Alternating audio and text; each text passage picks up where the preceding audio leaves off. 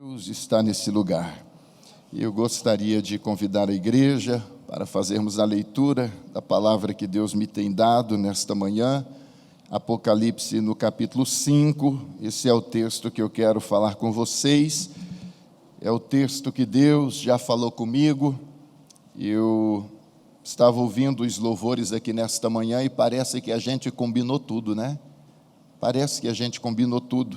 E na verdade a gente não combinou nada. Mas Deus planejou tudo. Então eu quero nesta manhã falar sobre o Cristo, que é a resposta para o caos na história. Esse é o texto que Deus me tem dado, Apocalipse capítulo 5. Agradeço a Deus pela vida do nosso amado pastor Oséias Viana, pela oportunidade. Obrigado, pastor. Deus te abençoe. Pastor Oséias é um presente de Deus para as nossas vidas, irmãos. Eu não sei quantos tira naquela oração um tempinho para colocar o pastor Oséias, a irmã Eliane, a Osiane, o Vinícius, toda a família pastoral na presença de Deus. Eu não oro se não apresentar a vida do nosso pastor. Orem por ele. Deus tem dado uma grande obra nas mãos dele e nós temos que segurar as mãos. E como fazemos isso? Orando, orando, orando. Amém? Amém, igreja? Deus te abençoe, amado pastor. Deus te abençoe. Todos os companheiros que aqui estão, a missionária Rúbia, que dirigiu esse primeiro período com tanta graça de Deus, eu fico com medo até de estragar, né? Eu fico com medo até de estragar, né? Apocalipse capítulo 5, já acharam? O texto está nos dizendo: e vi na destra do que está assentado sobre o trono. Quem que está assentado sobre o trono? Me ajuda, igreja. Quem que está assentado sobre o trono? Deus, Deus. Então, na destra daquele que está sentado sobre o trono, tinha um livro escrito por dentro e por fora, selado com 7 selos. E vi um anjo forte bradando com grande voz: quem é digno de abrir o livro e de desatar os seus selos? Aí o texto continua nos dizendo: e ninguém no céu, nem na terra, nem debaixo da terra, podia abrir o livro e nem olhar para ele. E eu chorava muito, porque ninguém fora achado digno de abrir o livro, e nem de ler, e nem de olhar para ele. E disse-me um ancião: não chores, eis aqui o leão da tribo de Judá, a raiz de Davi, que venceu para abrir o livro e desatar os seus selos. E eis que estava no meio do trono e dos 4 animais viventes, e entre uns anciãos um cordeiro, como havendo sido morto, e tinha 7 pontas e 7 olhos, que são os 7 Espíritos de Deus enviados a toda a terra. E veio e tomou o livro da destra do que estava sentado no trono, e havendo tomado o livro, os 4 animais e os 24 anciãos prostraram-se diante do cordeiro, tendo todos eles harpas e salvas de ouro cheias de incenso, que são as orações dos santos. E cantavam um novo cântico, dizendo: digno és de tomar o livro e de abrir os seus selos, porque foste morto, e com teu sangue compraste para Deus homens de toda tribo, e língua, e povo, e nação. E para o nosso Deus os fizeste reis e sacerdote, e eles reinarão sobre a terra. Pode se assentar. Irmãos, irmãs, eu tenho dito que esse tem sido um ano revolucionário na minha vida em vários sentidos. Em vários sentidos. Ontem nós estávamos aqui na reunião de oração dos homens, os homens que aqui estão, e sábado de manhã não tem nada para fazer, venha orar. Se não está trabalhando, não tem outra coisa, venha orar. 1 hora apenas de oração, de leitura de Bíblia. Vença a si próprio e esteja aqui conosco. venha compartilhar de coisas que Deus está fazendo aqui. E o pastor Oséias estava falando do texto que Deus deu ao coração dele, tomando como base o livro de Joel. E aí, de repente, os meus olhos caíram aqui no Apocalipse, em um momento em que já estava o pastor finalizando a sua exposição, e eu comecei a ler esse texto. E esse texto começou a fazer alguma coisa aqui dentro. Porque a palavra de Deus, ela faz isso. A Bíblia não é um livro apenas como qualquer outro tipo de literatura. Ela é a palavra do eterno Deus. Esses dias eu vim orar aqui pelo coral e quando saí comecei a conversar ali um pouco com o irmão Ambrósio. O Ambrósio é assim, ele começa a citar a Bíblia e alguns minutos depois começa a chorar. Não é isso? Ele começa a falar de Bíblia e aquele homem se derrama na presença de Deus de amor pela palavra. Essa semana, cumprindo um trabalho que a diretoria está fazendo, de ligar, de conversar com alguns irmãos e com algumas irmãs, falei com uma outra missionária muito amada aqui dessa igreja. E na resposta dela, ela citou Bíblia e ali começou a chorar. Ei, a palavra de Deus ainda tem comovido o seu coração? Ou é um livro qualquer? Ou é um simples manual de vida vitoriosa? É só um livro que você recorre na noite escura da alma? É um livro que você pega quando não tem o que fazer? Ou a Bíblia ainda é a palavra de Deus para a sua vida, para o seu coração? E aí, ontem ainda ontem, eu preguei um outro texto e disse, vou falar sobre esse texto. Mas sabe quando o coração não queima? Sabe quando o coração parece que não está ali? Fiquei até umas 23 horas brincando com o Derek, porque o que o Derek gosta é que eu sente no sofá e fique vendo desenhos com ele. O detalhe é que ele me explica o desenho, item por item, personagem por personagem. Então, aí pode chamar, quem quiser chamar. Ele não sai, né? Ele fala, eu estou com o Zé. E aí, pronto, acabou, né? E aí o Derek foi dormir, já eram umas 23h30. E essa palavra na minha mente, mas eu disse, eu não vou pregar esse sermão, nem estudei, não preparei. E aí o Espírito Santo então me fala, vai estudar. Então vá preparar, porque é isso que eu quero falar com a minha igreja. E aí eu sabia, irmãos, que quando eu começo essas caminhadas, aí eu sei que a noite já era. E dessa vez eu fui até às 4h50 da manhã, comendo essa palavra. Sem sair da cadeira para nada, só lendo, só imaginando. Só tentando compreender o que está acontecendo aqui. O texto abre dizendo que eu vi um anjo forte bradando com grande voz, quem é digno de abrir o livro e de desatar os seus selos? Eu sei que a nossa igreja tem alguns historiadores, nós temos professores, pessoas que conhecem bastante de história. Então, quando nós lemos esse texto, a primeira pergunta a se fazer é, qual é esse livro? O que esse livro tem de tão importante? Existem várias teorias, mas eu vou ficar com aquela que eu acredito que faça algum sentido para nós. O doutor Simon Kistemaker escreveu um livro enorme sobre o Apocalipse, e ele diz, ao comentar esse texto, que esse livro é exatamente o rolo que revela o plano completo de Deus e o propósito divino para o mundo todo ao longo das eras do começo ao fim. Então ele está dizendo para nós que esse é o livro da história. Ele está dizendo para nós que esse livro contém o segredo dos acontecimentos mais importantes da história da humanidade. Se é verdade, John Stott disse que 4 eventos marcam a história da humanidade. O primeiro é a criação, o segundo é a queda, o terceiro é a redenção, e o quarto momento extraordinário é então a consumação de todas as coisas, quando então a igreja será tomada e estará perante o Cordeiro, e pelas eras eternas poderá adorá-lo, glorificá-lo, experimentá-lo para todo sempre. Eu fui olhar um outro livro que eu gosto muito, do Dr. Grant Osborne. Ele tem um livro de mais ou menos umas 1000 páginas, que é um comentário sobre o Apocalipse. Grant Osborne disse que há uma tese de que esse livro Trata-se de um livro celestial, contendo o plano redentor de Deus e a história futura da criação de Deus.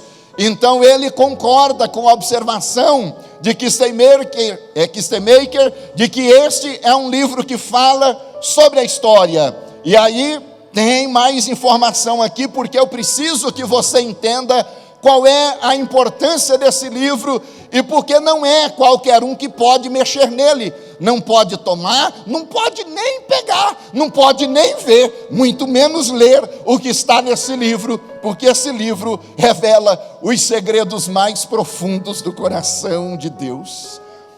D.K. Bill é outro teólogo renomadíssimo, outro homem que tem dedicado a vida para estudar a palavra, e ele afirma que o livro é mais entendido como o livro que contém o plano de Deus de juízo e de redenção, que foi desencadeado a partir da morte e ressurreição de Cristo, mas ainda tem partes desse livro que precisa se concretizar. Quando você pega qualquer tratado de história, ele vai se prender à história enquanto elementos que se prende apenas à dimensão material da vida. Melanie, é formada em história isso? Então, depois ela me corrige quando eu terminar.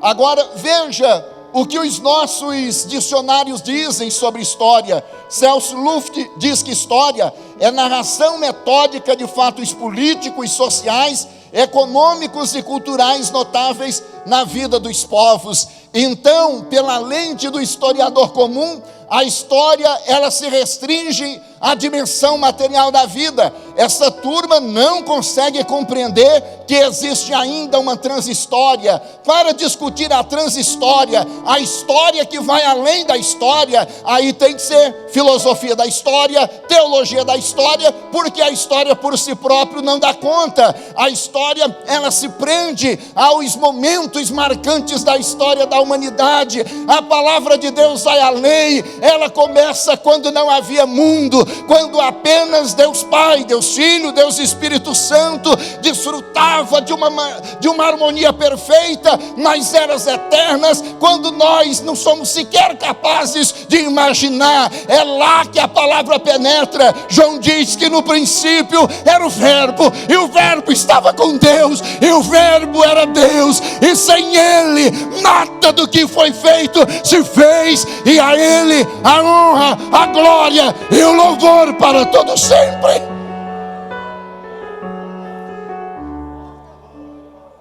A história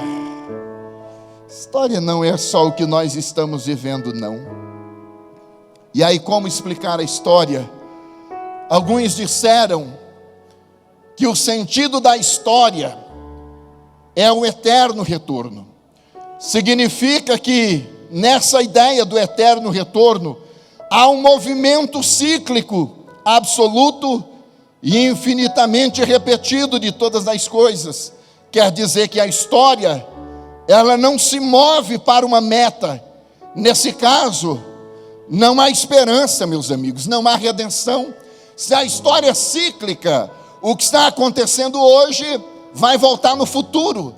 Então a gente vive uma realidade que nos prende e que nos arranca a esperança, porque ela é cíclica. É assim que a cultura grega entende história. Nós temos o nascimento dos grandes impérios, as suas consolidações, e em um período posterior o seu declínio. Em um período posterior à sua ruína, aí surge outro império, se organiza, se estrutura, cresce, e depois ele desaparece da história. Se a história é cíclica, tudo aquilo que alguém um dia viveu, outro depois viverá, porque a história vai se repetindo. Outros dizem que não há a ideia de um eterno retorno, mas é o destino. Na verdade, a vida de todos nós já está escrita. Existem leis da natureza, existe alguma força impessoal no universo que já determinou o que acontecerá conosco. por mais que você lute, por mais que você trabalhe, por mais que você tente combater o fio da história, você não dará conta. Já está estabelecido, já está escrito, e nós estamos então emparedados por forças que nós não conhecemos. Outros falam sobre o acaso, quer dizer que as coisas acontecem de maneira aleatória, quer dizer que não existe uma causa ordenadora por trás dos acontecimentos que nos atingem. E aí entra a Bíblia para dizer: nem eterno retorno, nem destino e nem acaso, é providência. A providência diz que Deus criou, Deus guarda, Deus direciona a partir da sua mão poderosa.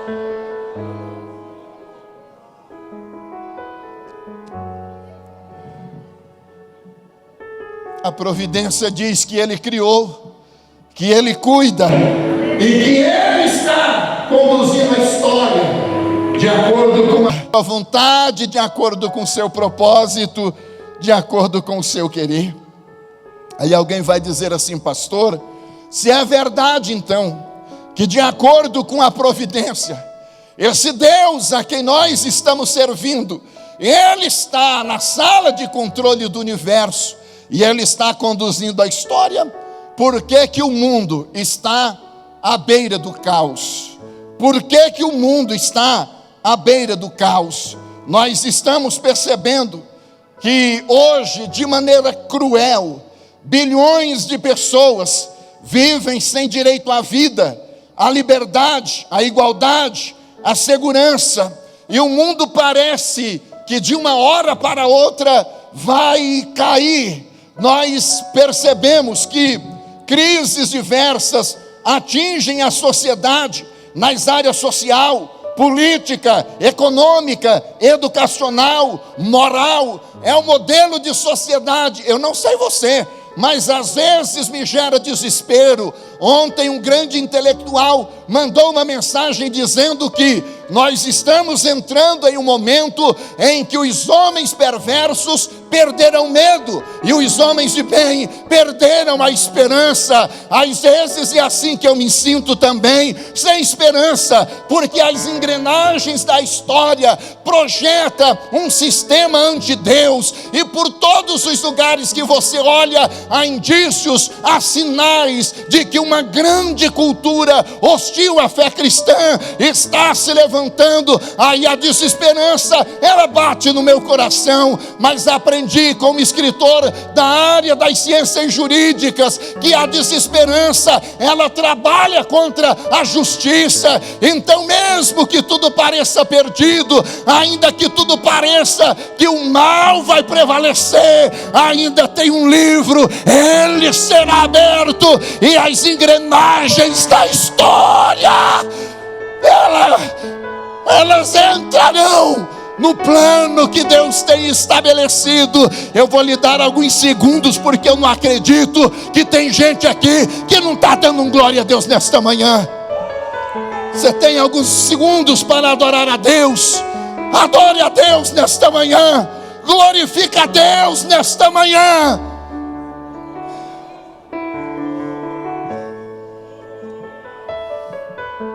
Primeira coisa que esse texto nos ensina é a limitação humana diante dos mistérios da história.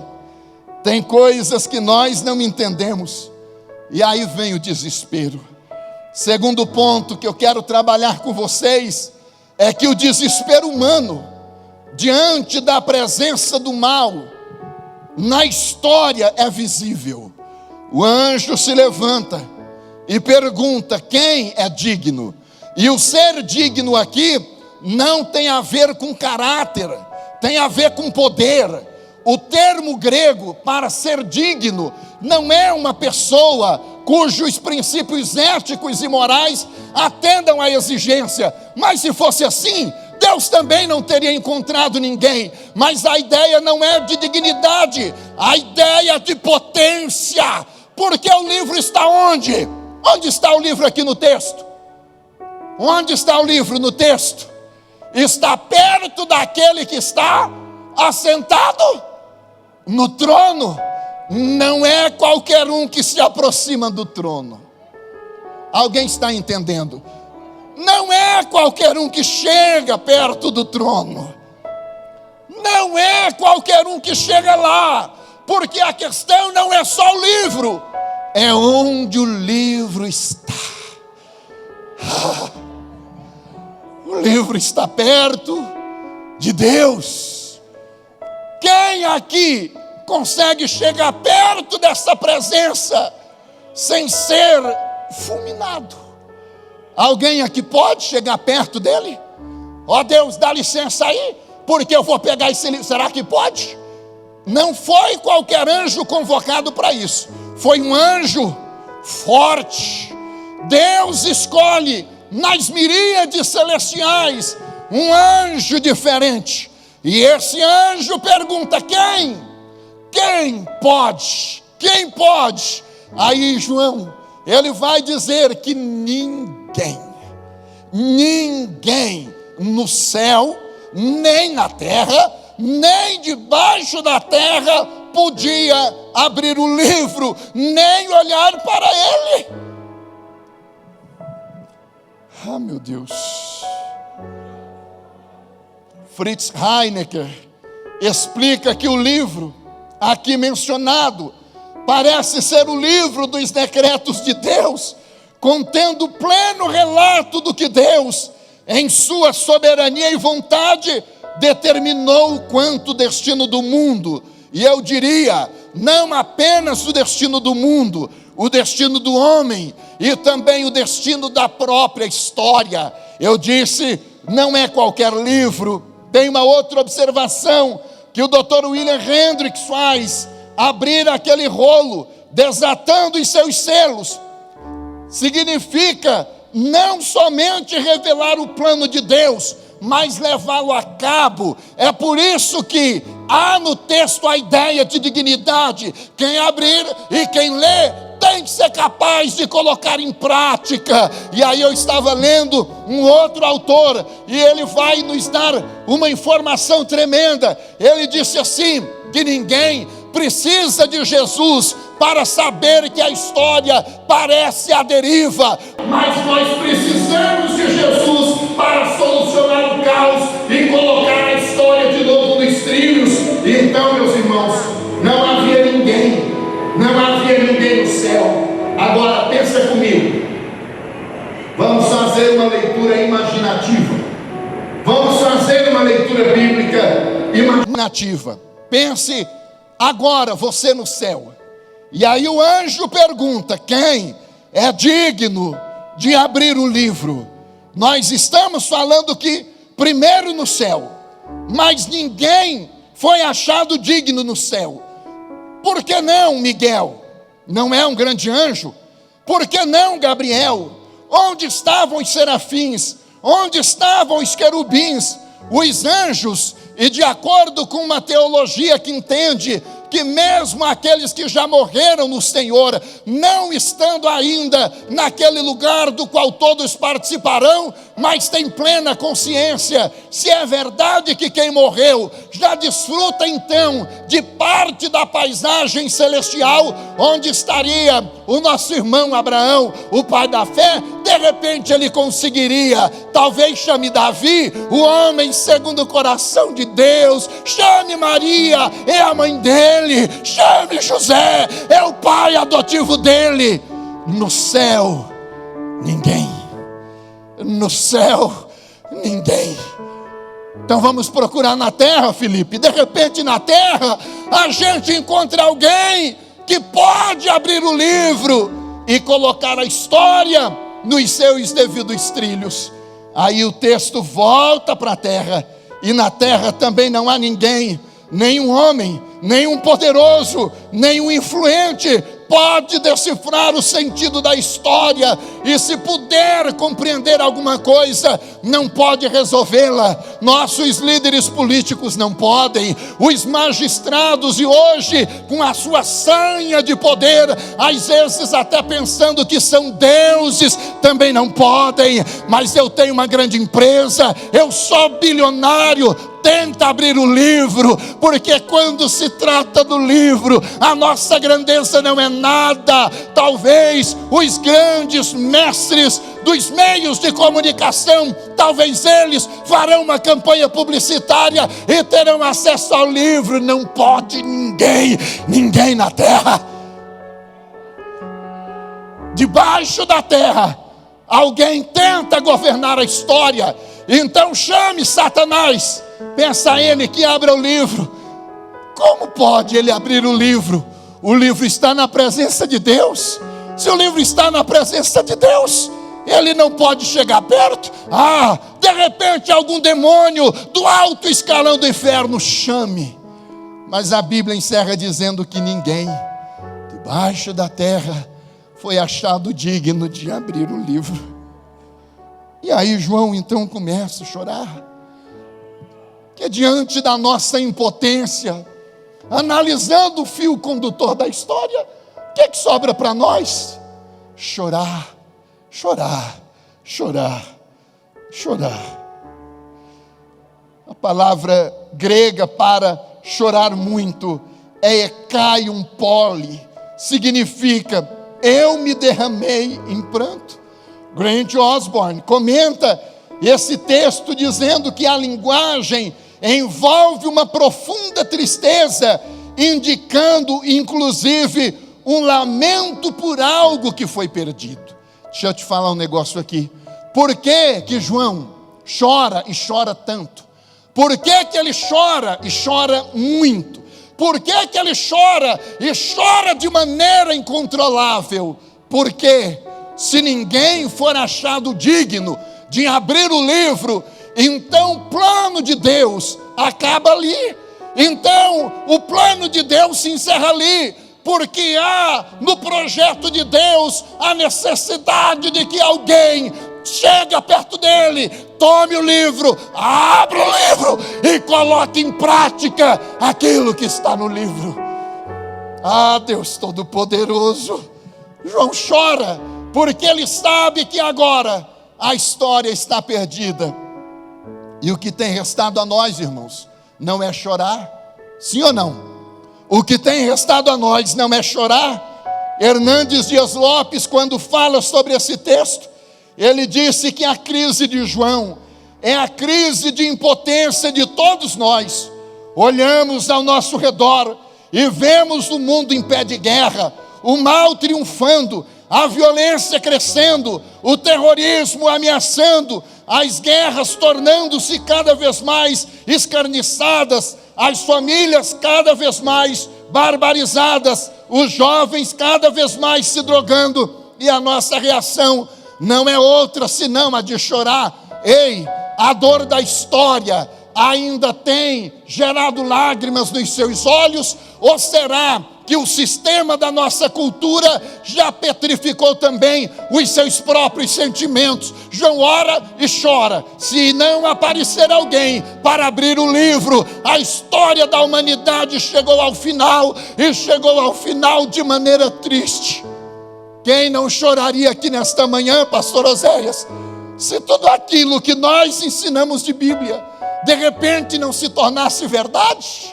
Quem não choraria aqui, meus amigos, ao saber que tudo aquilo que nós um dia cremos, acreditamos e pregamos, não vai mais se concretizar, porque faltou alguém para abrir o livro? Só nos restaria chorar, domados pelo medo, domados pela inquietação e pela incerteza.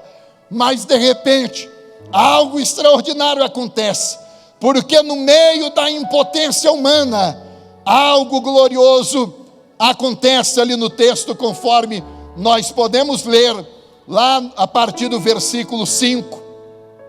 Disse-me um dos anciãos: não chores.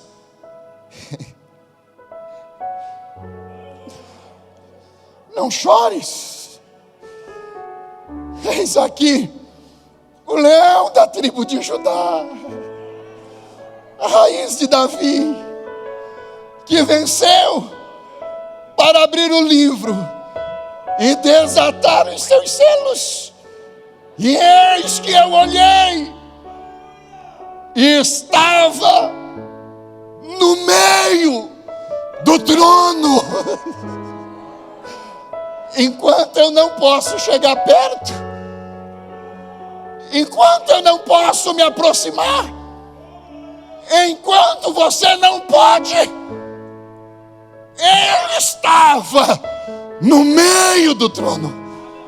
Quantos podem adorá-lo nesta manhã? Quantos podem adorá-lo nesta manhã? Quantos podem adorá-lo nesta manhã? Para de ficar tratando Jesus como um qualquer. Para de tratá-lo como um mero filósofo, como um mero teólogo, como um mero médico, como um mero líder. É o leão da tribo de Judá, a resplandecente estrela da manhã.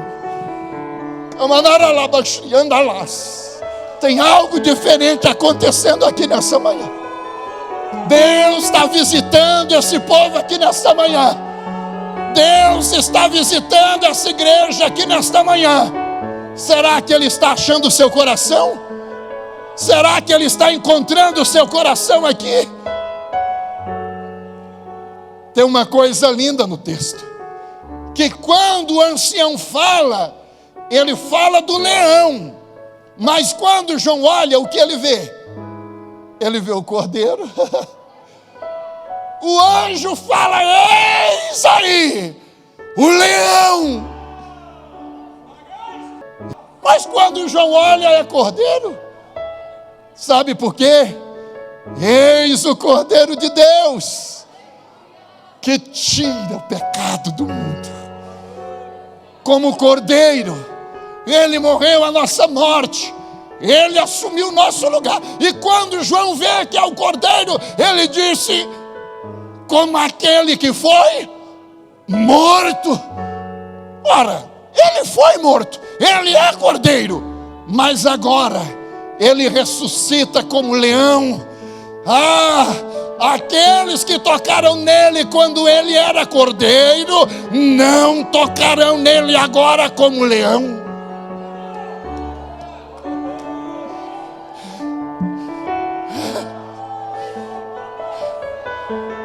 Aleluia. Aleluia. Ele é leão. Aleluia.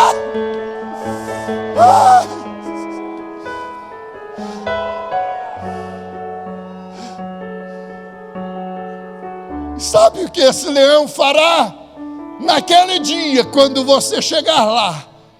E enxugará dos seus olhos toda lágrima, e não haverá mais dor, morte, pranto, medo, inquietação, desespero, raiva, revolta, porque tudo será diferente. Ed, pode vir. Pastor, mas tem bastante tempo. Tem. Mas irmãos, Ele já está falando que Ele quer falar conosco. E Ele é o Cordeiro. E Ele é o Cordeiro. E esse Cordeiro, irmãos, esse Cordeiro, Ele também é leão. Mike Wilcox disse: nós não precisamos de Cristo para dizer que o mundo está cheio de problemas, mas precisamos de sua explicação sobre a história, se quisermos entender o sentido dos problemas. E aí ele chega, e quando ele chega, pode fazer no solo, por favor. E aí quando ele chega, ele toma um livro. Vocês conferiram aí no texto, quando ele diz, lá no verso 7, que ele veio e ele tomou um livro da destra do que está assentado no trono. ninguém pode pegar o livro, exceto o Cordeiro. E agora ele está no meio do trono. E agora ele está no meio do trono. E agora ele toma o livro. E agora ele toma o livro. E ele abre o livro. E ele sabe que o que está no livro está escrito a seu respeito. E nas mãos dele estão as chaves da morte e do inferno. Você está com medo do que acontecerá com o nosso país? Está com medo das coisas que virão? Deus está dizendo para essa igreja: o Cordeiro tem o livro da história nas palmas das suas mãos. Levante-se, por favor. Levante-se, por favor. Esse Cordeiro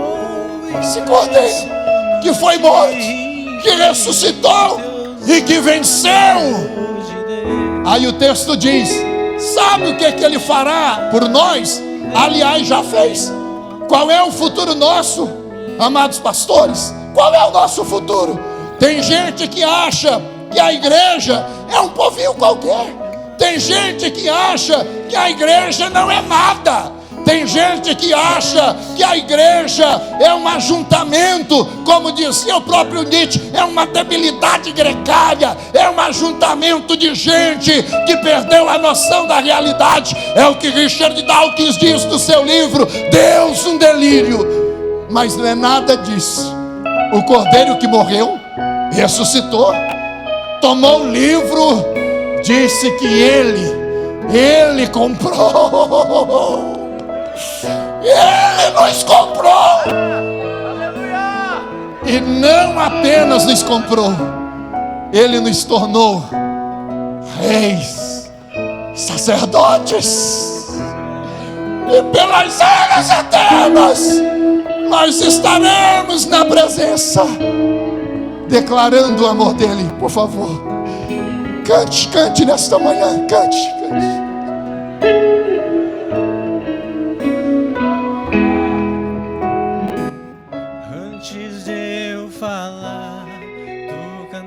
Sobre mim,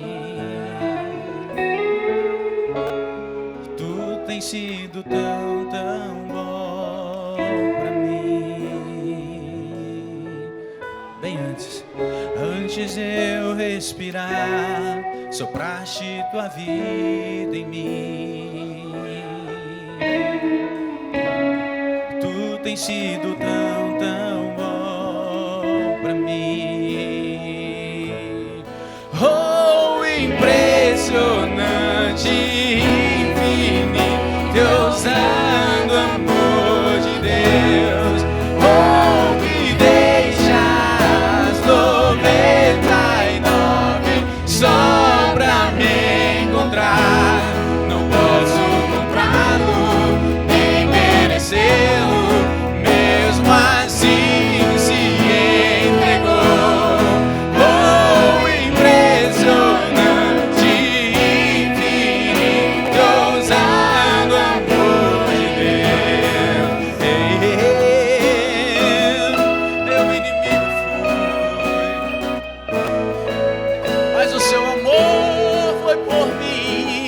Inimigo eu fui, mas seu amor lutou por mim.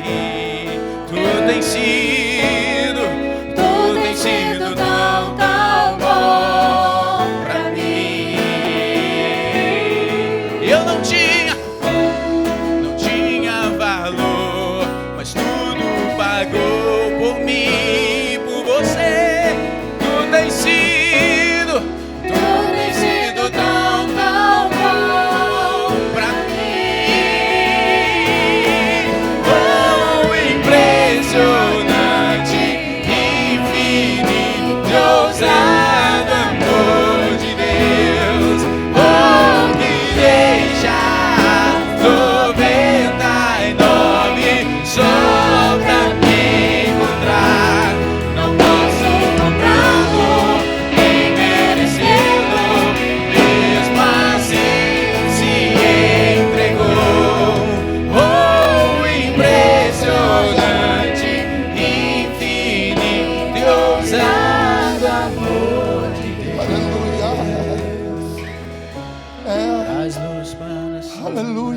Escala montanhas. Tem gente entrou aqui nesta igreja, nesta manhã, dizendo: Deus, Deus, Deus, tudo que eu tenho é medo, tudo que eu tenho é insegurança, tudo que eu tenho é preocupação. Tem gente que entrou aqui nesta manhã sem saber o que a história lhe revela. Tem gente que entrou aqui nesta manhã e percebe que o barulho do relógio, o tic-tac, trabalha contra você, trabalha contra seus planos, trabalha contra os seus projetos, trabalha contra coisas que você sonhou, e parece que não vai dar mais tempo, e parece que nós desperdiçamos a nossa vida, e parece que daqui a pouco nós seremos presos por pregarmos a verdade nos púlpitos das nossas igrejas, e parece que daqui a pouco, para ter comida à mesa, a gente tem que negociar princípios e valores. Pode ser. Parece que a história caminha em direção a um lado sombrio, mas ó bendito amor, Ele nos amou quando nós ainda éramos pecadores. Ele, como cordeiro, assumiu nosso lugar. Pedro tentou defendê-lo, pegou a sua espada e atingiu alguém. Ele disse: não, Pedro, não, guarda a tua espada, rapaz.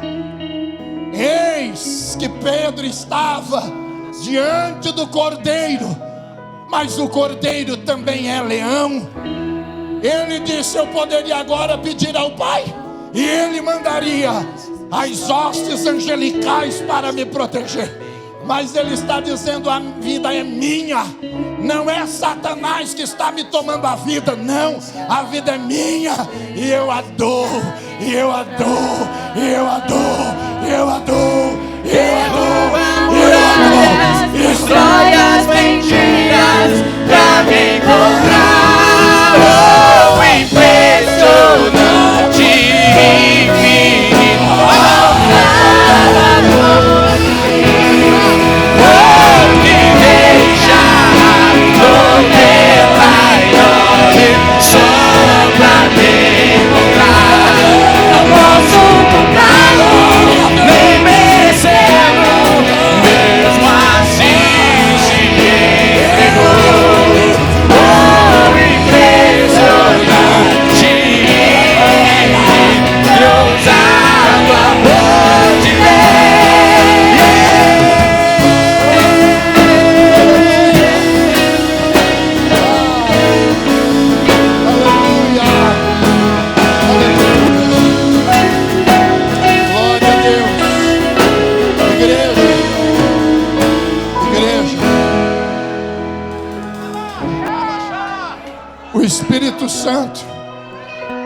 Espírito Santo,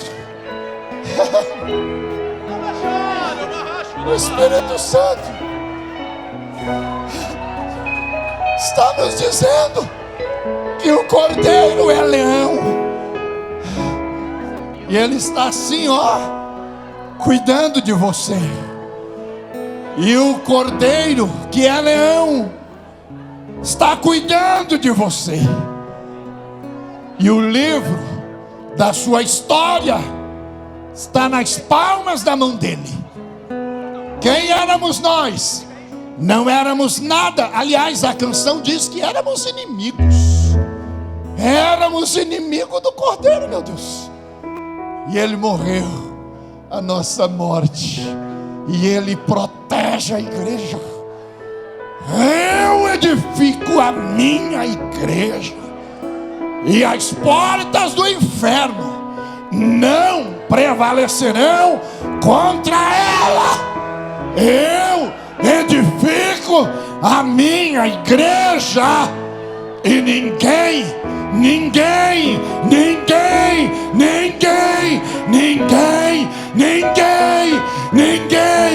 toca na noiva, porque ela é a menina dos olhos dele.